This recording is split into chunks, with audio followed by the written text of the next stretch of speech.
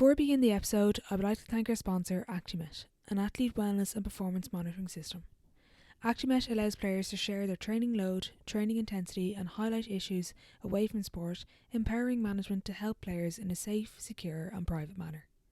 Players input their performance and wellness data on an easy-to-use mobile app. Actimet is an affordable monitoring system at less than €50 a month and is currently used by county and All-Ireland champions and over 50 soccer academies worldwide.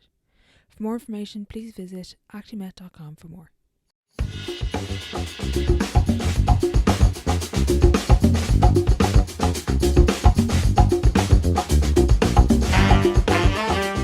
Welcome back to the Sideline Live podcast. You can follow us over on Twitter and Instagram at the Sideline Live. We'd love to hear from you.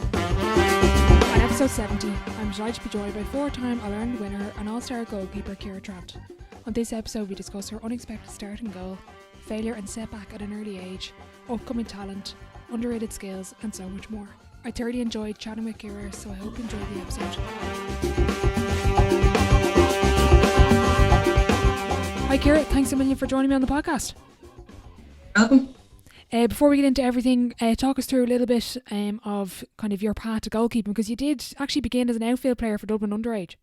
I did. I played outfield all the way up through underage. Okay. It was like I was playing midfield.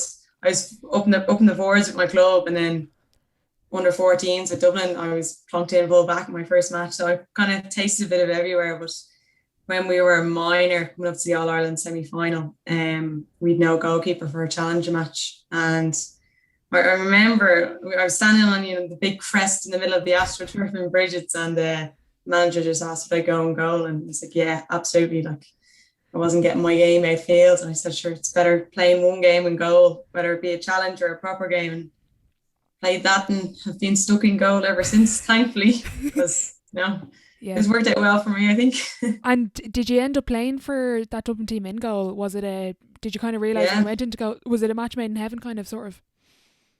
I wouldn't say match made in heaven. I think it just worked.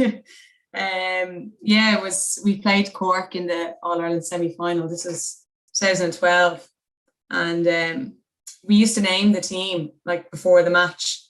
It wasn't named like the training session beforehand or anything. So anybody who had a match program at the match knew I was in goal before I even knew I was in goal. So they just like seconds before the warm up. They just called out the team, and I don't even remember much of the warm up. It was all a blur. And I remember running out onto the pitch. Peter Hickey is a photographer. He offered me his hat in case the sun was in my eyes, because he knew I hadn't a clue either. But yeah, All Ireland semi-final we won, and then we won the All Ireland final that year at minor as well, and the rest is history, so they say. Yeah, that's gas. And was there any particular, like, when you went into goal, because obviously goalkeeping is so different to playing outfield, but how did you find in terms of like communication, because that's a really big thing as a goalkeeper? Yes, it's big outfield, but I know from watching goalkeepers, it's like this other world of what you have to communicate with your backs. Yeah, I suppose I'm sports mad, so I kind of had a clue about what I should be doing. Okay. Just copy people I've watched. So I kind of had a fair idea, and I just went with it. And look, in fairness, the team were very, very encouraging. Like, the girls only had great things to say about me the first couple of weeks. So that, helped massively. But yeah, I'm not going to lie, I winged it. We didn't have a goalkeeper coach or anything. So it was just trial and error. Okay. Yeah. No. Okay, interesting. Just standing goal for the match at the end of training, and that was it. Jesus, wow, it's definitely changed since then. Why do you love being in goal? What kind of, like, when you said yes and you kind of realised this is great, what do you think is the big kind of reason for you to go in goal? I don't love being in goal at all. Oh, do you not? Compared to the outfield, no, I don't. Anytime I get a bit of freedom to run around the pitch, I milk it as much as I can. I love club training where you can, the no goalkeepers, hand pass over the bar. I absolutely love it. Time of my life. I think underage, I always was a really good passer of the ball. Okay. I have a very good strike. So I think their rationale for asking me to go and goal was she has a good kick. She can pick out a pass, and obviously kickouts are a huge part of the game. They didn't expect me, like, first match conceded 5 goals in All Ireland semi final. Yeah. But You still won. That's impressive, though. We still won. We Yeah. still won. Actually, there was a penalty that day, and I don't know how I managed to save the penalty, but then they had to retake the penalty for whatever reason. I don't actually know what it was.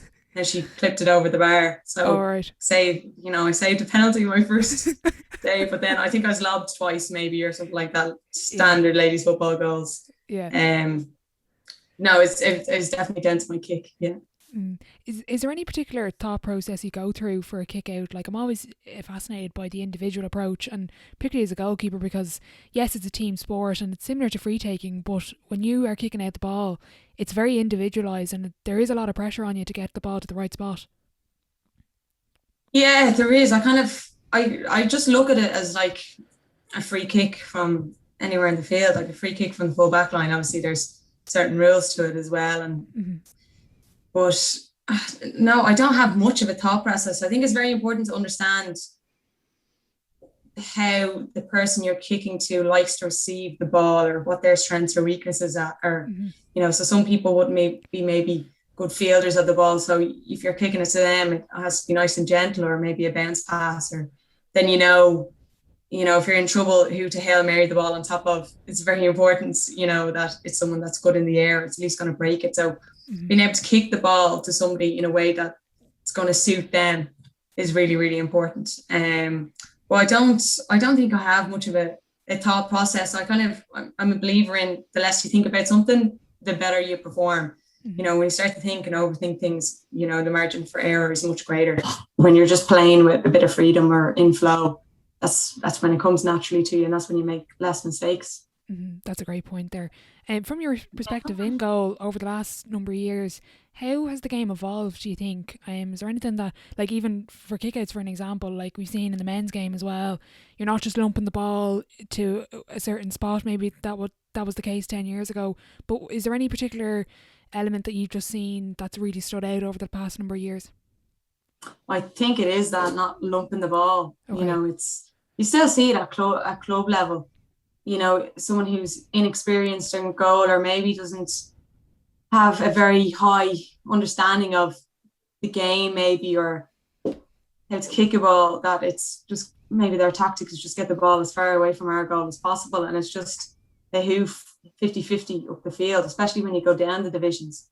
That seems to be the case. But no, it's definitely in ladies football, I'd say over the last 3 years in particular, ladies football at senior into county level is moving more towards retaining possession from kickouts and using that as a launch pad to attack, more so than just restart the game. I think goalkeepers are involved in open play a lot more as well, and kickouts kind of, you see Monica McGurk with Meath and Martina O'Brien this year at Cork were receiving a lot of balls back off the defenders on kickouts.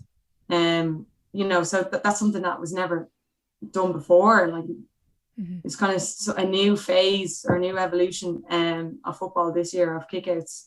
So yeah, it's definitely changing, but I think there's a lot more respect for goalkeepers, and what you expect your goalkeeper to be able to do is a lot higher. If your goalkeeper can't kick, if your goalkeeper hasn't got the standard skills similar to your outfield players, well, your team's not going to be successful.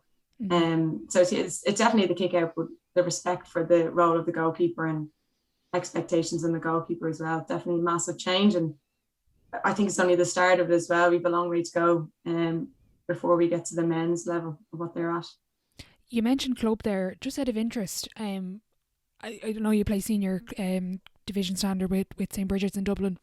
How far off is the Dublin Club Championship from intercounty? Is there much of a gap? Is there a really big gap? What do you make of it? I think the gap is closing, but there is still quite a gap there. I think maybe in the last 7 or 8 years in Dublin, Division 1 anyway, like Fox Cab have been front runners, and it's there at a different level to everybody else. So it's nearly, you go out nearly not expecting to lose against Fox Cab, but not being so surprised if you do, and then competing against the rest. I think Nafina were unlucky. Bridges we became unlucky as well, but Fox Cab would definitely be in the standard bearers. So they were close enough to Dublin standard. They had a lot of intercounty players as well. So they were closest to bridging the gap, but the rest of us were miles behind, and that's definitely closing. But just the standard of football, basic skills and football intelligence is lagging behind a little bit. But I think what's contributing to that is how far we've pushed it with Dublin as well. It's not so much that the club is falling behind as much as Dublin are kind of like pulling ahead. Yeah. So it's catch up for club, but it's, the responsibilities on your county players to bring on your club and push the standards and educate your club with what you've learned from intercounty football. So I think there will always be a gap between senior and club. Yeah. But yeah, it's definitely there at club level in Dublin. In terms of skills, what would you see is the most underrated skill in the game at the moment? And is there anything maybe as underage players that are they're overlooking or just not practicing enough? Kicking. And it's been, it just annoys me that girls, not everyone, but girls can't kick the ball, or when girls do kick the ball, it's a pump kick. And when I was younger, it used to drive me mad that girls couldn't kick with their instep, or couldn't slice the ball, or couldn't do all these things that the lads on your team were doing. And you even see it in ladies football now, particularly in club, where someone's, on the 21 right in front of the goal, and they pump kick the ball and it goes anywhere, or they're in on goal, and rather than picking their spot, you just kick it in any direction towards the goal and hope it goes in. So that really, really annoys me. I think ladies football relies a lot on hand passing to retain possession, because the kick is so weak. For me, it just comes down to underage level and to girls themselves. They don't watch enough sports, don't go out into the back garden and kick around as much as boys would do. They don't go out and pretend to be certain players like David Clifford or whoever else, Sinead Ahern, or pretend to be Messi or Ronaldo in the back garden and trying to kick the ball certain ways. Girls just, my experience growing up and teaching in the girls' school, girls just don't do that like boys do. And that's where we're lagging behind. And it annoys me, but it's something that as coaches, as role models, that we have to encourage and foster in order for the game to improve. Like it's football. Yeah. Football. So, yeah. We need to be able to kick properly, which I think we're behind at the moment. Out of interest then, how often do you practice by yourself, and what do you practice by yourself on the pitch? Mainly I actually practice free taking or kicking the ball out of the bar. Yeah. Yeah, just shooting really. It's it's a similar size style kind of kick to a kick out. That's what I do. So during the summer when I'm off from work, it's go down to the club, or stay out after training a little bit because I don't have to get up for work the next morning. It's usually kicking the ball against the garage wall. That's mainly it. I have a little reaction ball as well that I play with before training most evenings. But I just do what I enjoy. I don't go out and train and try work on something that I don't enjoy doing. Any free time away from football is more to clear my head and enjoy having a bit of a kick around by myself, rather than, I suppose, chasing something. I do that chasing and training, and then I park it. But yeah, I usually just play around with football, kicking it. Yeah, I was listening to a couple of podcasts this year, and a lot of the intercounty players, men and women, have spoken about the standards that are there now. And it's not just you show up to training at 10 to 7 for a 7 o'clock session. It's you show up maybe an hour early. Is that the standard in Dublin? And you mentioned the reaction ball there. What would you do before training? You're speaking to the right person here. I'll be first to train and always. What time do you arrive I just like at? being prepared. Oh God, it could be any time. If I'm in work, I'll usually go straight from work to training. So school finishes at 4 o'clock. Training mightn't start till 8. So I'm in the door maybe 6, half 6. Wow. But no, look, if you've got extra rehab work to do or prehab work to do, obviously you have to arrive early, and hopefully the gym is free for you to get that work done. If you need to see a physio, well then you need to arrive an hour early, because there's always a queue. Little bits and pieces, mobilising, doing your own little bits, arriving on time. It's just my nature to be early. I don't know how anyone can arrive 5 minutes before training and be ready to go. I think you need social side as well. You need to chat with your friends and the team. Yeah. For me, my routine would be get there early, get changed, see the physio, chat for a while, and then play my reaction ball a little bit, do any extra little prehab work I need to do, and then complain about the cold for a few minutes and then go out onto the pitch and get going. Yeah. And is there any, like, when you talk about that standard, is that driven more by the players than the management, or was that always the standard since you've joined the senior team? It's all player driven. Like, management are never in the dressing room, really, never near the dressing room before training. It's, mobilizations at 7 or 7:15, and that's the time you're expected out, and that's the first time you'll really see them unless you meet them coming in the door. But it's all player driven, and I think now players are so educated. When you come through the college system now, you're mixing with people from other teams, from other counties, and the supports are there to educate you on how to prepare properly and recover properly. So when you go into a dressing room in Dublin, people are always doing bits, whether they're doing band work or stretching or rolling or mobilizing or anything like that. People are always chatting and doing those things, and it's never a conversation that we need to have, or nobody's ever given a list of boxes to tick before training. It's just a habit and just culture now in our team anyway, and I suppose it's the same across the board in all counties. But yeah, it's more, we kind of do it alongside having a bit of a social before training and catching up with each other. And then we mobilise on the pitch again as a group. And that's kind of our switch on, the ready to go training session. Okay. And when you separate from the group and do your goalkeeping sessions with the goalkeeping coach, out of interest, how much is your work down to the fundamentals of the game as a percentage maybe to, let's say, the tactical fancy stuff that you've seen, but how much is it just the basics? I would say, I'd say the majority of every session, like we do our goalkeeper sessions, we do our goalkeeper warm-up drills, and then it depends on what the main group are doing. Do they need a goalkeeper? Are we doing match-related stuff? Are we doing shooting? Are we doing defensive and working the ball out sort of work? So if the goalkeeper's needed, we step in. If not, like, we could spend a whole hour and a half, 2 hours by ourselves doing our own work, and that's always the basics. Like, tactical work is kind of done off pitch, and then you kind of bring it in towards the end of every training session. But okay. Yeah, it's all very, very basic, moving the feet, covering our angles, getting good contact with the ball. But I would also say that with outfield players, the majority of training sessions is working on the basics as well.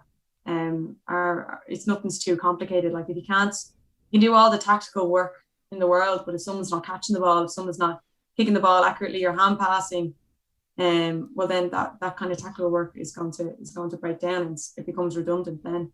So I would say 78% of every training session is basics. Okay. And I was listening to a webinar you did. I can't remember exactly which one it was. It was over lockdown, and you were saying that during some of your sessions you kind of have like a cue or a trigger that you use where you remind yourself, like fast feet or something. I probably have that wrong, but you probably know it better than me.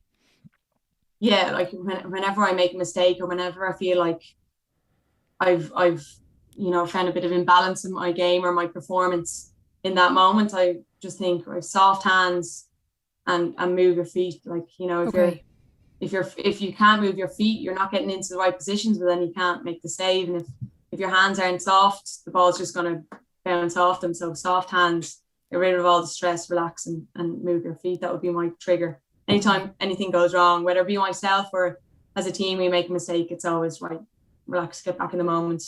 And soft hands, fast feet are my basics. They're my foundations for everything I do in goalkeeping. So I just remind myself of them. I was completely wrong then with that one. Where did you pick that up out of interest? Was that something that you had a chat with, let's say, your coach or a sports psychologist, or where did you find that? No, it was kind of just through experience. Like, goalkeeper coaches, had a few of them. It's kind of like, move your feet. Like, okay, if I'm not moving my feet, well then how am I meant to do everything else? So it's kind of just something I started saying to myself, and the same with soft hands. It just, loosen out your hands, relax, and then you'll be able to catch the ball or, absorb the shot or whatever.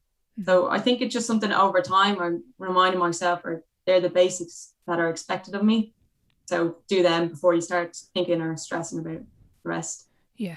What's it like having a keeper like Abby training with you? Like, she was named on the league team of the league. I got that right. What's it like having that level of competition that, let's say, if it wasn't for Dublin, she was in a different county, she would probably be the number one keeper. I'd say the sessions are very competitive. Yeah, it's not great. Pressure's on. Abby has, in fairness to Abby has been up with us since she was 16. I think a lot of the team probably still view her as somebody who's sitting the junior cert, even though she's in college now. She was up with us when she was just training, like when we were first year minor. I think it was 2018. Sorry, she was first year minor. 2018, I was the only goalkeeper on the panel. So, as soon as the Dublin minors got knocked out, it was like, right, Abby, up you get. We need another goalkeeper. Yeah. So I think those 2 years she had of just pure development and no expectations. Look here, you're still a minor. You're not getting a game. She's 10 times the goalkeeper she is now than she would have been if that didn't happen. In terms of shot stopping ability, I've never seen anybody as good as her. Okay. Like I don't know how she does it sometimes. I do be watching her and seeing how she moves. She has a few tricks. I know some of her tricks. I just haven't been able to replicate them as good as she is. But shot stopping ability, she's phenomenal. And I think, the year, 2 years, she's this girl's going to win All Irelands for Dublin, definitely. What are her tricks? Are you willing to share them with the public? I can't share them. They're no, secret, no. Are they? Should be on. This is gone on a public forum. Just out of interest, Stephen Cluxton, obviously, just whenever anyone mentions goalkeeper, I automatically think of him anyway. Have you ever had a conversation with him? Has that ever been kind of facilitated through your connection with Dublin at all? No, the only time I've talked to Clucko has been in Coppers, very, very late at night. I've never, I met him once before that, but no, never had a conversation and any with him outside of Proper Face Jacks, and inside of it, I don't think we were talking about football either. I think everyone was trying to replicate him, and I know Clucko didn't play last season, but I think it's moved on another step even from him. You look at Noel Morgan and Rory Beggan were playing as nearly full forwards this year for a lot of the championship, and so that's the next phase. That's what goalkeepers are starting to do. I'm not saying now that I wouldn't be against going up and trying kicking the score, but I won't be doing that, I don't think. But yeah, Cluxton has been huge, and I think it was just simply down to looking at the goalkeeper position from an attacking point of view rather than a defensive point of view, or shot stopping last line of defense kind of thing, and kind of that just woke the country up to, okay, this can be something. What else can we do? How can we change it? How much better can we be? And I suppose there's going to be a few more surprises coming for goalkeepers of what they're going to do next. I haven't a clue, but Cluxton definitely, and his team behind him. I suppose Jim Gavin and his teammates giving him the license to take control and ownership of starting attacks from a set play, and from kickouts has been huge, but it's benefited the whole game. It hasn't, everybody reacted to him, which is great. It's had a positive impact, and I suppose it's filtered down into hurling camogie as well. You're seeing the goalkeepers become more involved in games, so it's been great. But no, I haven't. I've just been as influenced as everybody else has been by him, but not on a personal one-to-one level, unfortunately. Yeah, there's a great story of him. It could be semi-final or a final that went to replay, and it was described as he arrived to training. There was some sort of scenario when he had the laptop out for 2 hours watching his footwork. Is that something that you would do a lot, watching video analysis, whether it's of yourself or even, let's say, if you happen to be watching a game, what are you watching for in other keepers and for yourself? In terms of myself, I think you kind of know the mistake you made as soon as it happens, and you know what you should have done differently. And I don't think I'd be playing at this level if I didn't know that. Like, I know against Donegal this year, they got a goal from a kick out.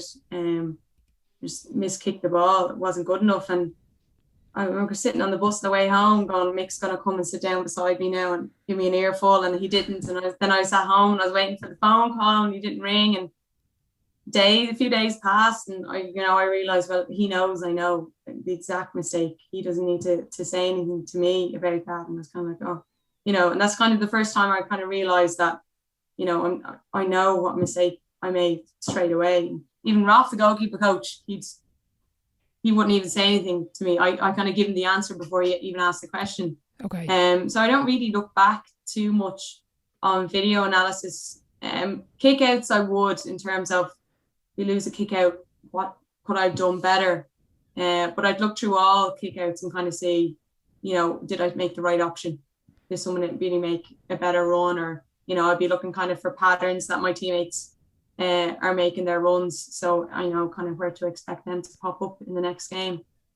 And in terms of other goalkeepers, yes and no. Like I would analyse other goalkeepers and kind of feed that back into the group, and particularly to our forwards, midfielders, and half backs, on how we're going to try and negate their kickouts. I would. If another goalkeeper's doing something great, well then I want to copy them and try to do them one better. Mm-hmm. But I wouldn't really pay too much attention to opposition or to mistakes that happens. Kind of just, right, well, that game's gone. What do I need to do now? How do I need to prepare for the next game? Yeah, okay, that makes a lot of sense. You did reference Began and Niall Morgan. I do have a picture of you, I'd say around the 45 in the semi-final. Was that part of the plan? Is that something that we might see going forward, or was that you just doing a bit of a rogue on it? It's not a plan at all. The further I walk up the pitch, the more people that can hear me. So if there's no one behind me, I'd go all the way up. Like, there's plenty of time to get back. It's just out of habit and just being able to pull a few strings from further up the pitch, especially in Croke Park or venues that might have a larger crowd. You can get away with it in the league. Everyone can hear you. But on bigger days, you need to kind of push up the pitch a little bit. That's what I think anyway. But yeah, it's not intentional. Sometimes I get so far and I'm like, oh God, what am I doing here? I know the bad sign, but in this year's All-Ireland final, I think at one stage, the last minute or second minute, I was on the opposition 65. It's like, oh, for God's sake, come on, just pushing up, just trying to contribute, and just be vocal and make sure everyone can hear me. But yeah, no, it's not intentional some of the times, but it's not to get involved in the play. It's just so I can nag other people. And what are you saying to the players in terms of communication? Is there a particular, not really structure, but what kind of messages are you giving them? Is it just purely kind of what happens in the moment, or is there specific things you say?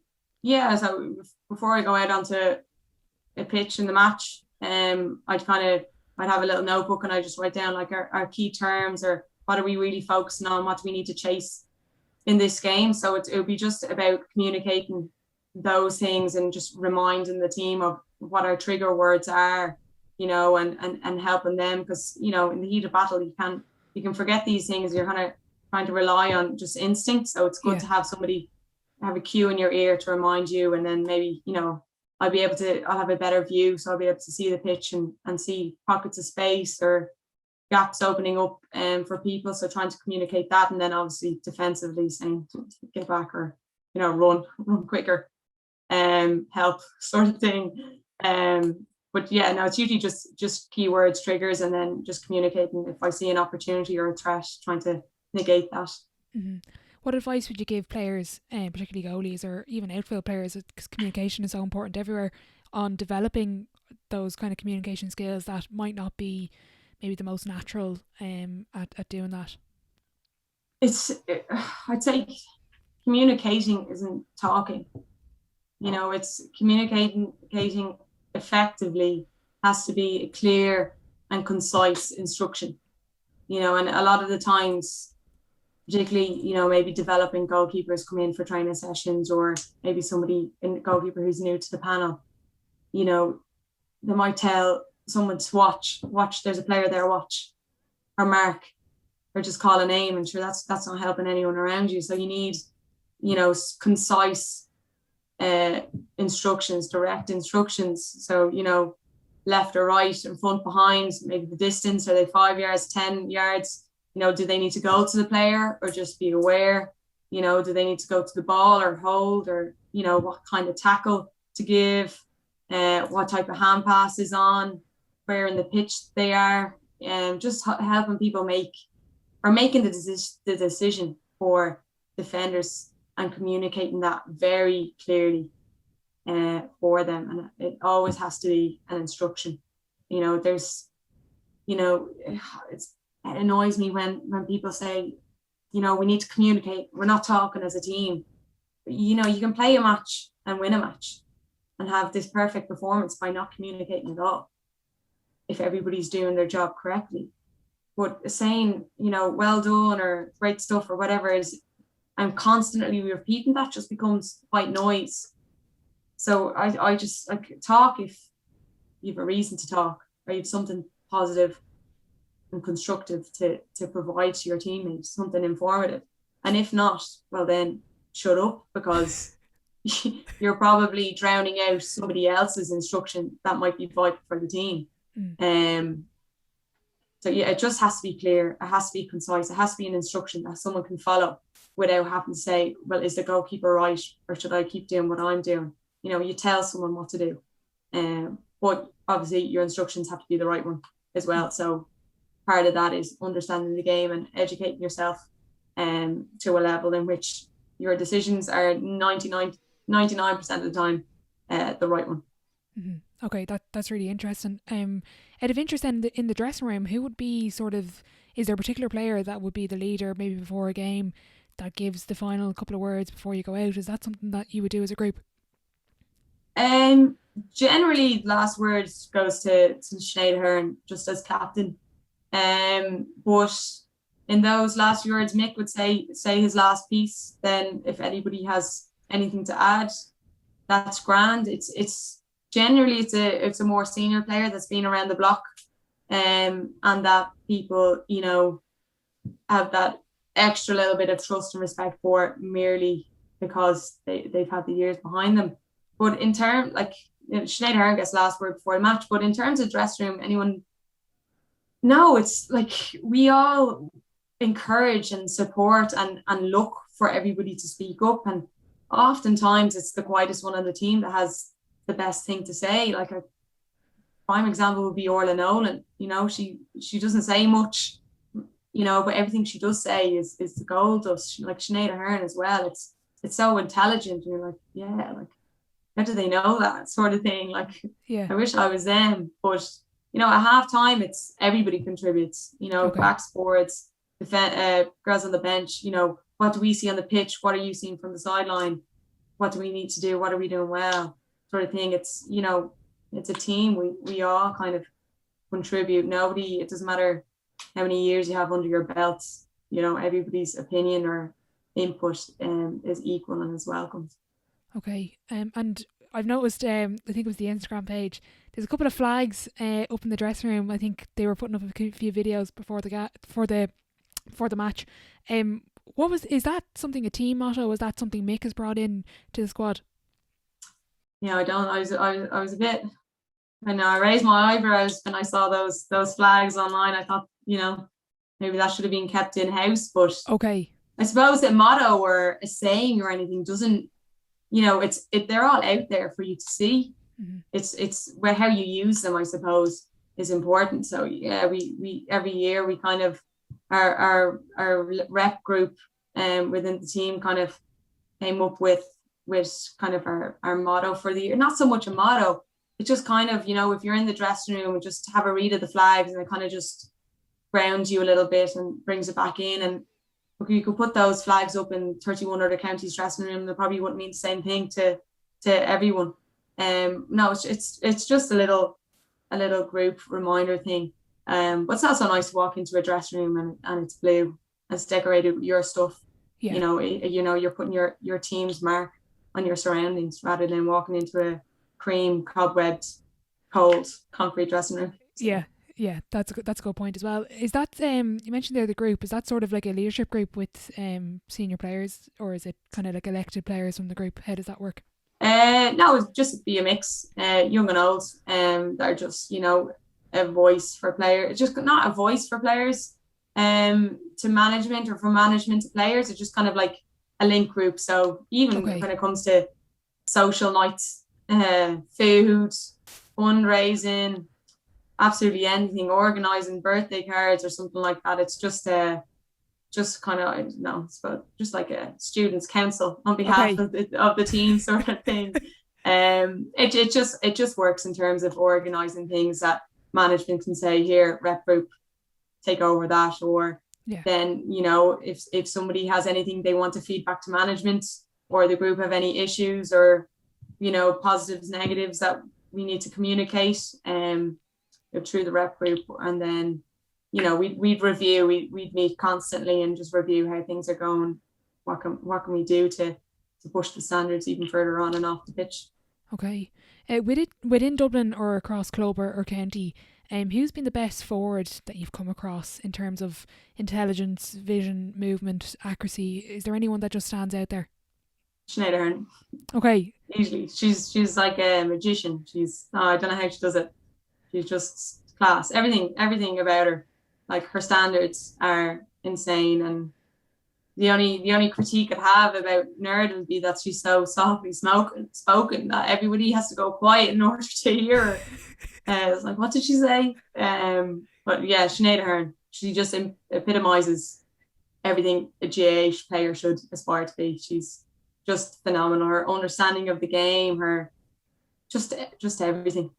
You'd expect her to be perfect since she's been playing since she was 4 foot. Not that she's grown much either since then, but she's been around. Sinead, in case you're listening. No, it's definitely without a doubt Sinead Ahern. Okay, and is that, do you think that's down to her, like, it's always this conversation I'm fascinated about, is it her character, is it her ability, that the fact that you mentioned she's a magician, she's obviously practiced whatever they say, what is it, 10,000 hours, or is it a bit of both, do you think? I think it's a bit of both. I think away from the pitch, she's extremely intelligent, because she's so articulate. Like, I'm an English teacher, and sometimes she says things, or she'd say something in a text, and I'm like, wow, like, or like at a banquet, or so. I remember one year at a banquet, where I think it might have been the first year we won, and me and my sister just looked at each other and we're like, wow, we're just in awe of her, just the way she spoke. I think she's just highly intelligent, and loves football, and has practiced so much, and is just so humble that it just all blends together as the perfect player, the perfect person sort of thing. I think everything she touches probably turns to gold. Yeah, she's one of those people. Yeah, I should definitely try to get her on the podcast. Is that, like, when you talk about her practice, is that something that is done at Dublin Training, where you hear Dean Rock kind of going out 30 minutes before, staying for an hour after? Is that something that's done at training? You mentioned even sometimes you would do it. It depends on the player, depends on your time.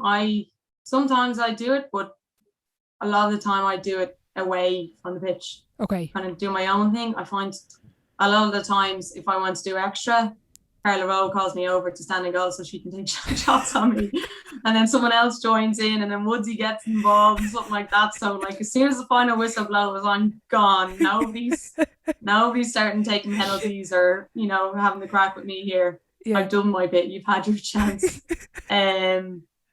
But yeah, it depends on the person. Free takers always stay behind, and that could be up to 10, 12 people.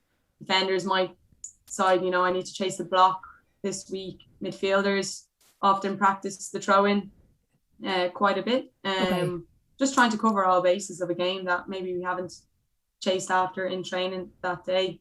But it depends. It depends on the person, and time available as well. Some girls work in high pressure jobs, and particularly at certain times of year that they mightn't be available, or look, they just want to get home and get to bed as quickly as they can, and that's fair. But as a group, it's never, doing the extras has never ever been an issue. I don't think. It's kind of something we pride ourselves on, and if you want to make the team, well, if you're not doing the extras, you shouldn't be surprised if you don't. Yeah, I know what you mean. But it is up to the player. And even you mentioned their time schedule. Like, I don't know how she did it, and I'm going to get her on the podcast to explain how. But Noelle, prime example, like what was her impact coming back? Like, I know she retired, but she was back in as the team doctor. I did get quite a surprise. I think it was the first game this year, and I saw her name. Was that what was it like to have her still around the group? And did she have much of an influence still, or was it just pretty much for her role as doctor? Huge influence. Like, in terms of doctor, nutritionist, physio, and anyone who's working psychology and the things, you need to know individuals, you need to know how people tick, you need to know how to read somebody's body language. And the fact that Noelle has a relationship with everybody on the team, you know, that Noelle soldiered with you, she's been through the horrible sessions with you and celebrated the best days with you, has been in the dressing room, you know. It's probably made her job easier, but she kind of knows how to read people. She understands everyone, knows everybody's needs, knows what's happening in our personal lives, past and present. So for having her around it was great to have someone that you know and who knows you, but then, you know, you have that relationship there. She's someone you can go to straight away as team doctor, as opposed to somebody who's fresh, who's new, who doesn't really know anything about you, who's trying to learn, constantly trying to even remember everybody's names, never mind everybody's problems.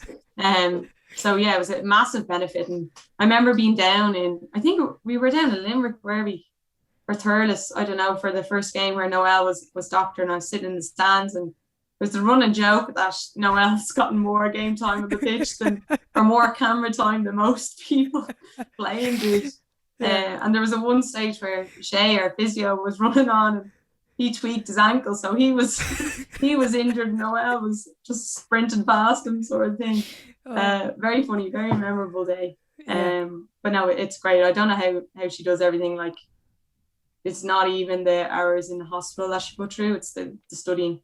At the same time, you know, having a personal life, having a social life, and family, friends and stuff, like, just superhuman.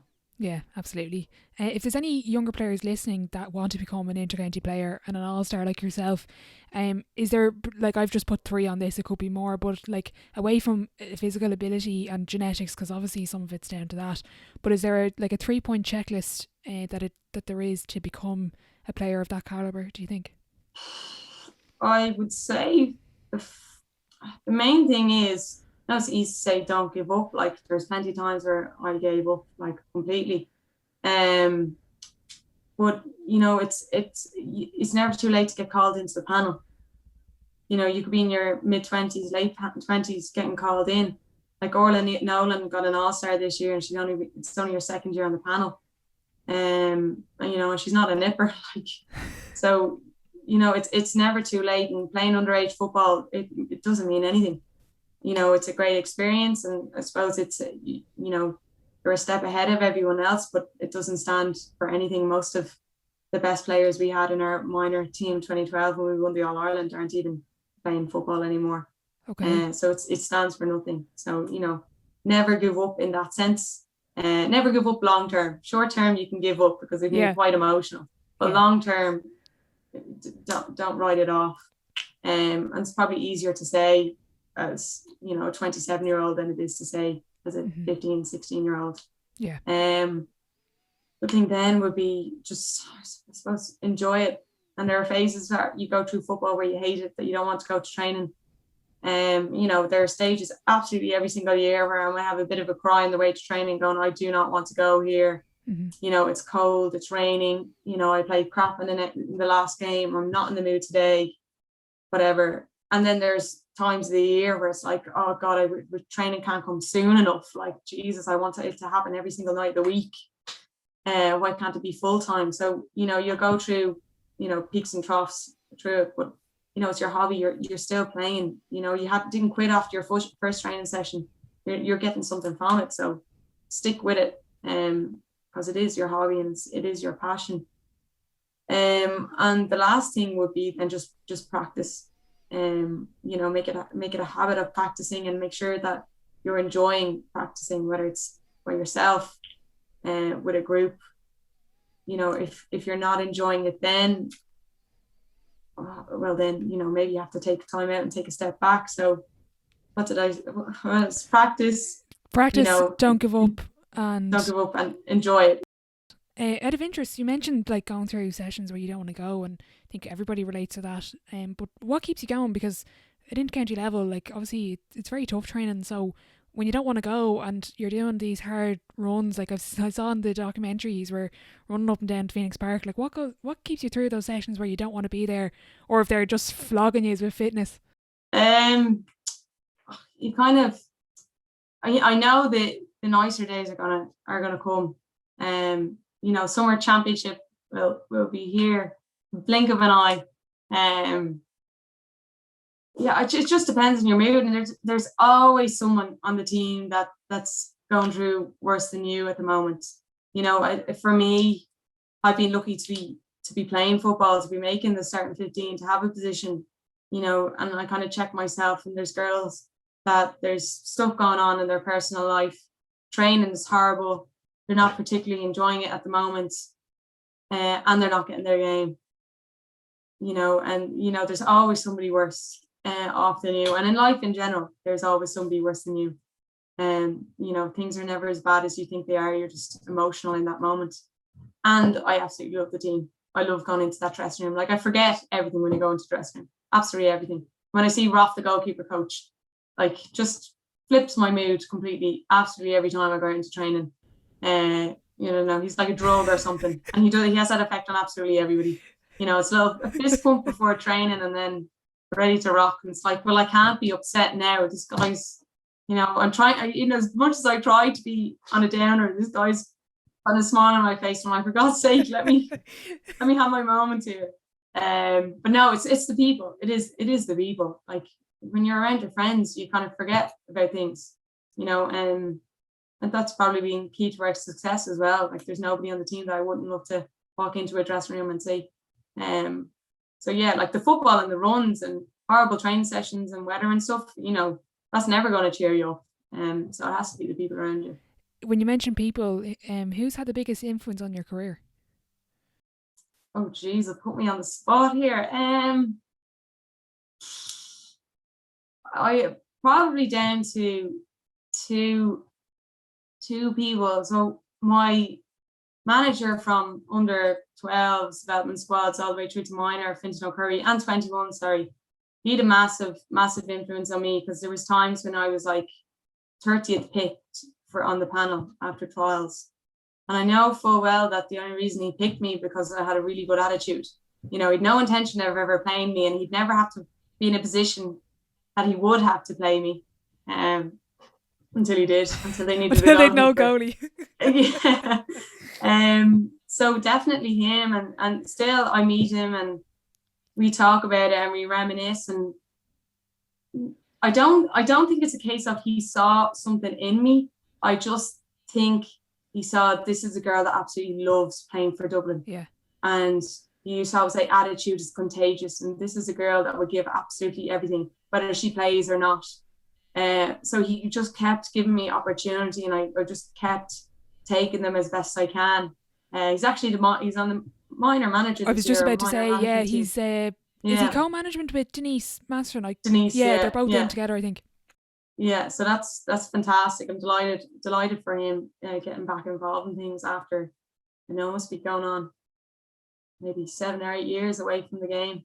And then it has to be Mick. Like, he's been huge. It's just, I think I always had this kind of football intelligence, or kind of sporting intelligence, absolutely obsessed. Like, I sit down during the summer and I watch the Tour de France start to finish. Like, I don't think anybody else does I definitely that. wasn't.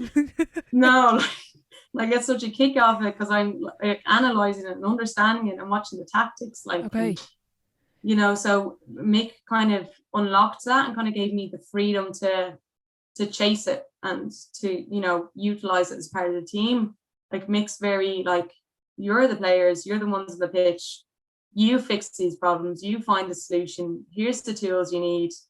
Then if he needs to rein things in, he will, of course, but it's very player driven, whereas managers in the past have been more kind of, they pull the strings. It's, make us a lot of trust. We have to earn that trust as well. And I think we found a nice balance between us. So definitely him. Obviously, the 4 All-Irelands under him definitely help. Yeah. Fintan and Mick. Obviously, my teammates as well. But the biggest influences will be them. And when you mention other sports, without giving away the secrets now, obviously, but is there anything in particular that you've taken? Like when you mentioned cycling there, but you hear of a lot of players and teams, and Jim Gavin, obviously, when they got basketball coaches. I know Mark Ingle was in with you. I recorded a podcast with him the other day. What have you brought in from other sports to your game?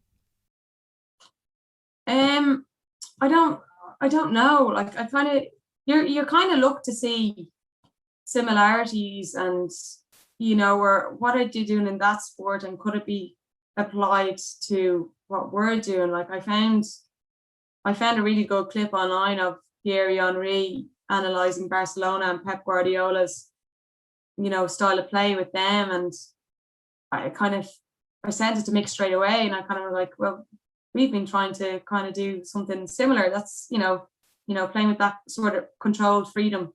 That's kind of what we're doing. And it's, all the time we're trying to look to see, how can we apply that to ours? Like I love going on YouTube and watching analysis of things, I don't know. It's giving away all my secrets. But it's something I enjoy as a hobby. Okay. Yeah. And I like going to my brother's matches and analysing them and kind of seeing what they're doing, even though they wouldn't be a very successful or talented, high achieving bunch of club footballers. But, I just constantly analyse and think, could we be doing that? Or we definitely should not be doing that in the case of my brother's team most of the time. Your poor brother, in case he's listening. You're just throwing everyone under the bus. He knows. There's only one brother. Oh, fair enough. There's only one brother that plays football. He knows well. No, I don't know. I get a kick out of analysing them, and even, tennis and stuff. Should I be moving like Roger Federer floats across the ground when I'm trying to get from one post to the other? Can I do that? Definitely not as smooth as Roger Federer, but I try. Yeah. No, that's really interesting, because across a lot of the episodes it's come up about looking at other sports. And another thing that's come up was a quote with a basketball player. It's a well-known quote, I think, but it's pressure is a privilege. How do you cope with the expectations of being a goalkeeper, first of all, at any level, because there is an expectation even at club, and then playing inter-county for Dublin, you're on a big stage, especially in Croke Park and on final day. How do you find coping with pressure? I don't really know. I don't feel like it ever impacts my performance. I think that, when I'm playing a match, I'm not really thinking about external things, and there's never really moments of pressure that gets me. I remember one All-Ireland final, and it was right before a kick out and somebody was injured, and thinking to myself, towards the end of the game, and maybe they got a score, and thinking to myself, God, this is a really big kick out now. We have to win this. And that's the only, I ended up kicking it to Sinead Ahern, who ran from full forward into midfield, and I hoofed the ball on top of her. She won it. I think she won the breaks, maybe. I don't know. We retained possession anyway. Yeah. That's the only time I've ever, in the moment, playing a match, felt, God, I'm under pressure here. Like as a group, we're always under pressure. I think, as soon as you win an All-Ireland, all the pressure's on you. Everybody else has kind of nothing to lose. So I'm used to it. And I suppose nobody really likes the dubs. So that kind of gives everyone an added incentive to improve their performance an extra little bit. So as a dub, you have to kind of counteract that a little bit.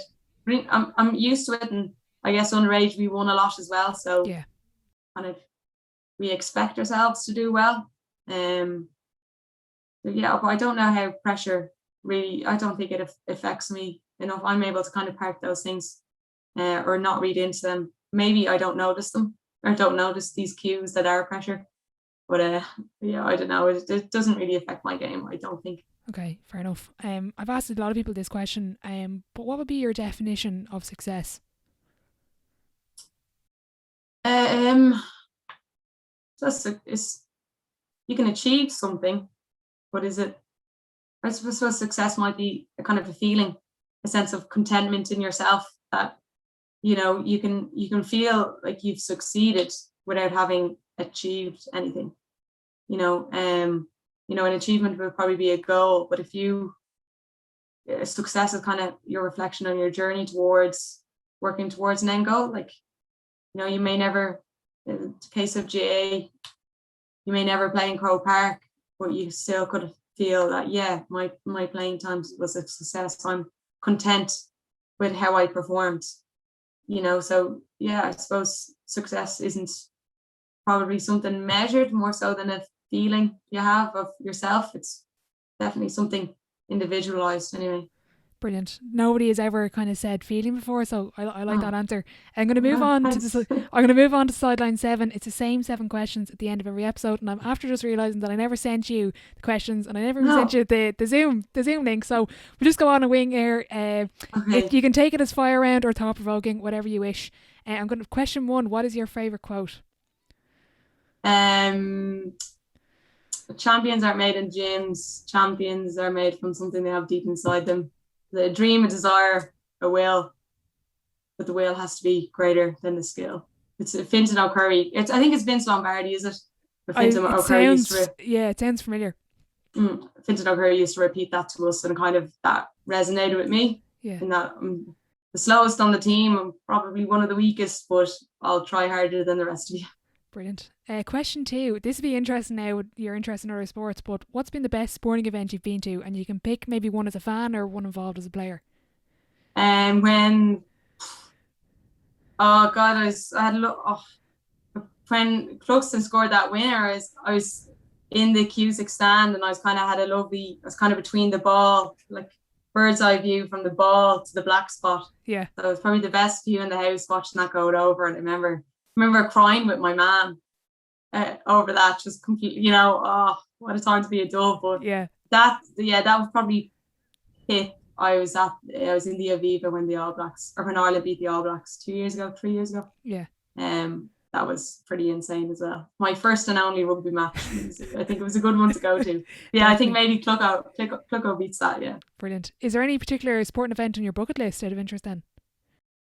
It depends on the time of the year. At the moment, I want to go to the Formula One. Wimbledon is definitely up there to sit on centre court in Wimbledon. Class. I'd love a free pass to the Olympics. So you can choose what events to go to, and not have to be confined to tickets. Yeah, just it depends on the year. I take them all. Yeah. Is there any particular All Ireland win that stood out for you across underage and senior? Probably 2017, winning the first senior All Ireland, just on the back of the losses and just like doing it, like actually achieving this thing. Like, you dream of playing for Dublin and doing all these things, and it's nearly something you dream of that you don't feel is attainable at certain times. Yeah. That will ever come true. It's just a dream. But yeah, definitely. I remember listening to the countdown from 10 and just thinking, wow, this is actually happening here. Yeah, that's class. Question 3, biggest setback or challenge so far in your career, and how did you react to it? Oh God, I don't, setback or challenge. Possibly, this is going back years, but possibly in under 16s, I got dropped off the panel. And I thought, this is it. Like, I'll never, ever, ever play for Dublin again. And I just went down to the football pitch every day in the summer. I used to carry a bag of footballs, and it's a 40-minute walk, and just practice for the fun of it. And half for the fun of it, half to improve. But yeah, I kind of gave up on things then. And when I did get back into the team the next year, I was number 30. Like, I wasn't getting my game. So there was a period of like 3 years there where I thought, enjoy the moment, enjoy being part of the team. Mm-hmm. It's not going to happen to you. But I just stuck with it. I just knew I wanted to be a part of Dublin, whether it was number 1 or number 30. And I really appreciated it. So I think I reacted by just appreciating the opportunity of being there. Mm-hmm. And that worked out for me in the end. If I was to go back and meet 16-year-old Ciara doing the 40-minute walk to kick, and I told her that you're going to go on here and not only go back to the Dublin team, but start in goal and win All Ireland medals, what would you say? I'd probably cry. very emotional at 16 years age. Yeah, I probably cried to know that, what I was falling asleep, dreaming of, thinking of constantly, that it would actually ever come true. I don't think it would change. I think I'd have a cry, say thanks, and keep on walking down to the football pitch. Like, I wouldn't turn around and go, job done. Yeah.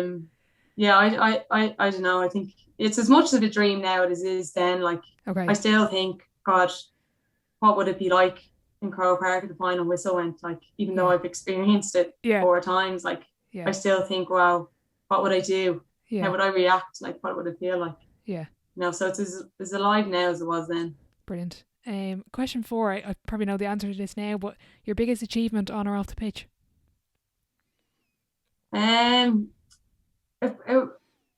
It probably like be the positive influence I have on people. It's definitely a different answer to what I would have had when we won the All Ireland in 2017. I definitely would have picked that. But there's little girls you meet that have pictures of you on their bedroom wall, and they say you're their favorite player if they've done their project in school on you. I'm a little cousin Jade. Jesus, she's obsessed with football and Dublin and with me, and it's just because of playing for Dublin, and it's just because of that role and responsibility, and it's having that positive impact on someone younger, like, and influencing them the same way Denise Masterson did to me. Even though I think I only met her once when I was younger. Jesus, there's no one else I wanted to be more like. So to be, that role reversal and to have that effect on someone is huge, and it's a great honor and privilege, and it really kind of grounds you as well. Looking back, what advice would you give your 18-year-old self? Work on your speed, get quicker. Yeah, very good. Who would be your dream dinner guest and why? And you can open up the table if you want to a few people. Elton John. I think he's hilarious. I've thought about this quite a lot. Oh, have you? All right, so you're well prepped for this question. Yeah. Elton John, Judi Dench, big James Bond fan, and I just think she's gas as well. And then probably Robert De Niro. Okay. I think he's dry and funny, and I just think that would be a great mix. I don't think I'd have to do any talking or input. Very good. I'd be happy with entry. Yeah, it's now become nearly a question on the segment, and it's a good question. But what would be on the menu? What would be for dinner? Jesus, I do like fancy food. I do like my food. What would I pick? Oh, I'd have to go something like Italian, maybe a bit of duck, but then I'd have a vegetarian option. Oh wow. I would stay away from dessert because we'd be too full, and there might be a few bit of cheese, bit of honey. You've really thought this through. Wine. Yeah, I'm a foodie. I like my nice food. Yeah. But yeah, probably something like that. It'd be a good meal now. It'd be a decent feed. It wouldn't be just like a nice, pretty, tiny portion. You'd be well fed going home. Yeah. Final question before I let you go. You've been so generous with your time. If your life was a book, what chapter would this be called? The beginning of the end. Beginning of the end. Is that you nearly retiring yourself, is it? Feeling old now, yeah. I'm a bit achy these days. That's the start of it. There might be a second book, I don't know. But this is the beginning of the end of the first one. Brilliant. Ciara, look, I really enjoyed that. Very best of luck next year and beyond, and thanks a million for coming on. Yes, thanks very much. A massive thank you to Ciara for joining me on the podcast today. I thoroughly enjoyed our chat, and I hope you got something from it. I just want to wish her and all of her teammates the very best of luck with the upcoming season. If you are enjoying the podcast, I'd really appreciate if you'd leave a rating and a review over on Apple Podcasts and Spotify, as it does help the show grow. Thanks to ActiMed for sponsoring the episode. As always, thank you for listening, and I'll catch you in the next one.